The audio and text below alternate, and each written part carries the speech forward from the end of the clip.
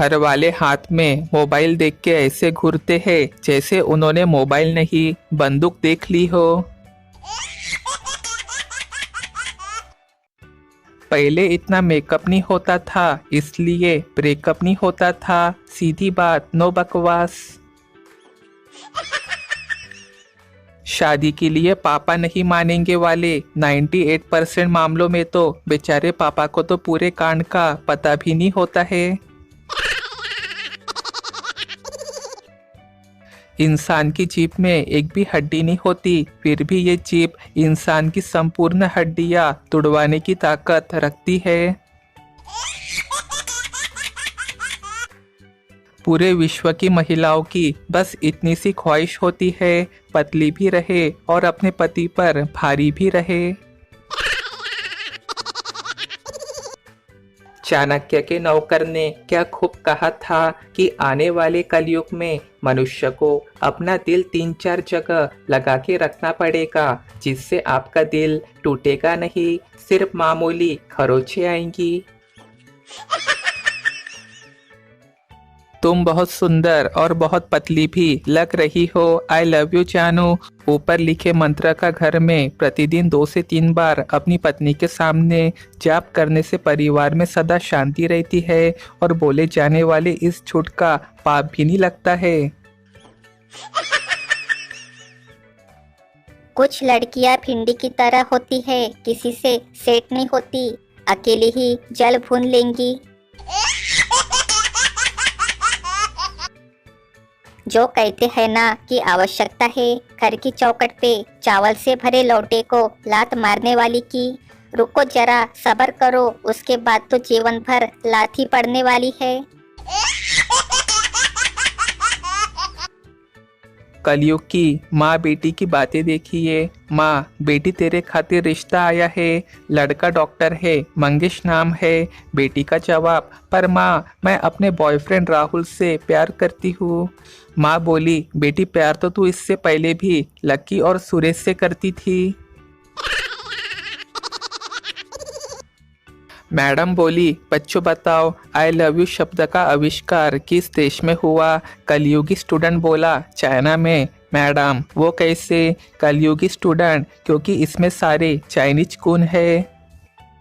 न कोई गारंटी न कोई वारंटी, चले तो चांद तक न चले तो शाम तक। मैडम बेहोश।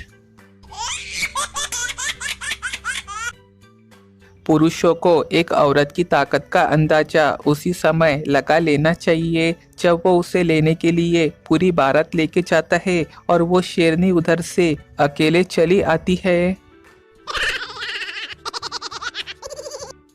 बाबा रामदेव कहते हैं अच्छी सेहत के लिए सांस पे कंट्रोल करो। अब बाबा को कौन समझाए कि लोगों से पत्नी तो कंट्रोल होती नहीं, सांस पे कंट्रोल कैसे करे।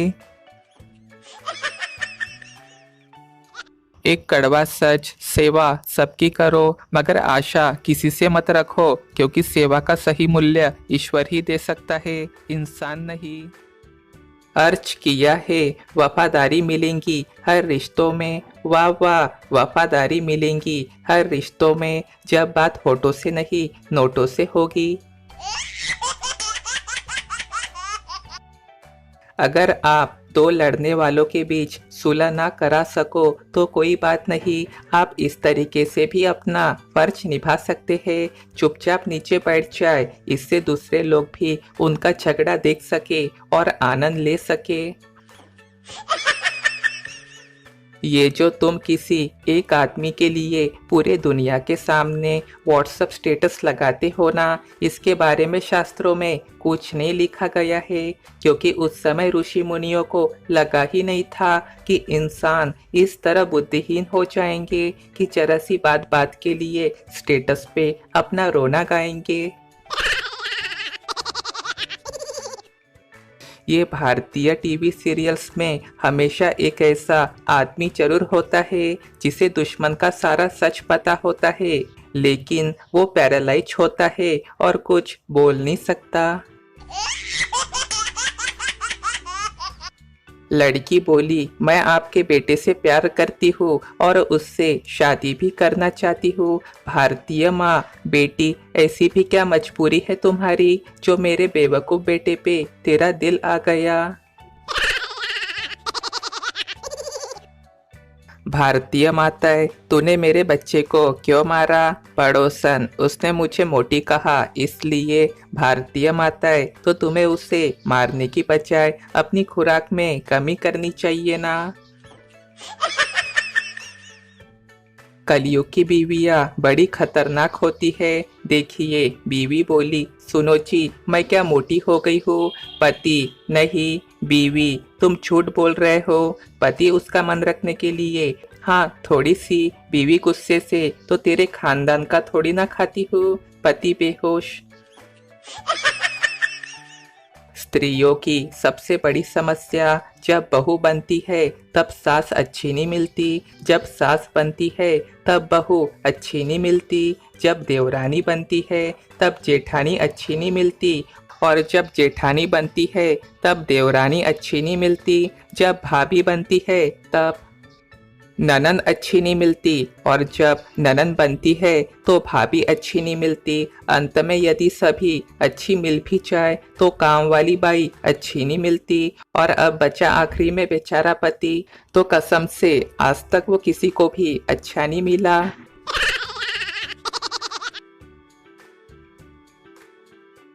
सोनू बोला, यार कल 10 लोगों ने मुझे मिलके पीटा। मोनू, तुमने क्या किया? सोनू, मैंने कहा अबे हिम्मत है तो एक एक करके आओ। मोनू, फिर? सोनू, उन सब ने एक एक करके मुझे फिर पीटा।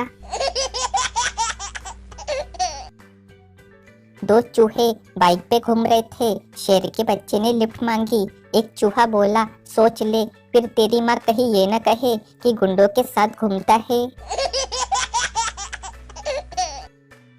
जीजा बोला, आपके शहर की सबसे मशहूर चीज कौन सी है? साली साहिबा। जीजा जी, जो मशहूर थी उससे तो आप ले गए। जज बोला, इतना मामूली झगड़ा तुम कोर्ट के बाहर भी निपटा सकते थे। आरोपियों में से एक हम कोर्ट के बाहर ही निपटा रहे थे कि पुलिस हमें झगड़ा करने के इल्जाम में यहाँ पकड़ लाई। शिक्षक बोला, हर सफल आदमी के पीछे एक औरत का हाथ होता है। इस वाक्य से तुम क्या समझते हो? मांगू बोला, यही की किताबों में टाइम वेस्ट करने से बेहतर है किसी लड़की के पीछे जाना। दोस्तों, एक कड़वा सच, सत्य की भूख सभी को लगती है, लेकिन जब सत्य परोसा जाता है तो बहुत कम लोगों को इसका स्वाद अच्छा नहीं लगता है। लड़कियों के पीछे मत भागो, सरकारी नौकरी करो, सुंदर बीवी छक मार के तुम्हारे पास आएंगी।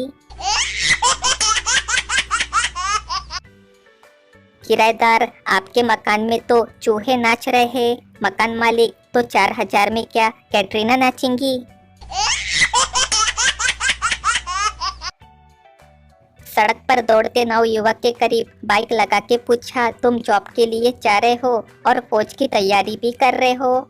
तो मुझे अपनी स्टोरी बताओ, मैं सोशल मीडिया पे सबको दिखाऊंगा। नवयुवक दौड़ते हुए बोला, पीछे पुलिस है, ज्यादा न चिपको वरना दोनों की स्टोरी कल अखबार में छपेंगी, चेन स्नैचिंग शीर्षक के साथ।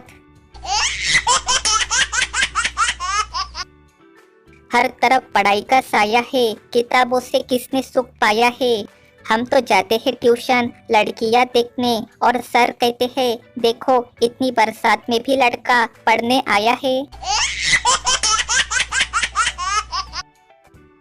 प्यार नहीं था तो बता देती, ये गुड्डू टेम्पो वाले के नाम से नंबर सेव करने की क्या जरूरत थी। ना छोड़ मुझे इस तन्हाई में, तेरा साथ चाहिए गेहूं की कटाई में। लड़की बोली, अब तुम चाहो तो मेरा रिचार्ज मत करवाना। लड़का, क्यों, क्या नई नौकरी मिल गई है तुम्हें? लड़की, नहीं रे, मुझे नया बॉयफ्रेंड मिल गया है। लड़का बेहोश हो गया। सुबह देखा तो मोहल्ले की सड़क साफ दिखी। फिर किसी ने बताया कि रात को शादी में कुछ लड़कियों ने लहंगा पहना था। लगता है हम लोग अपनी संस्कृति को खोते जा रहे हैं। कल एक शादी में फूफा जी बिना मुंह फुलाए घूम रहे थे।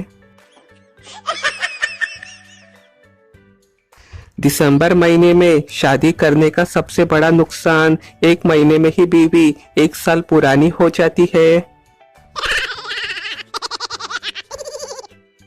दुकान इधर है, क्या बिकता होगा, समझने वाले समझ गए, जो ना समझे वो अनाड़ी है।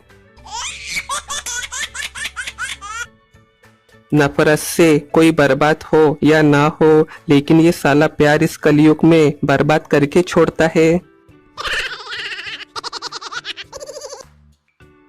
रेलगाड़ी में सफर कर रहे एक व्यक्ति ने रेलवे कर्मचारी को 100 रुपए देते हुए कहा, भाई आखिरी पैक है, थोड़ी सी बर्फ और ला दे। कर्मचारी बोला, अब और बर्फ नहीं मिल सकती। व्यक्ति बोला, क्यों, क्या हुआ?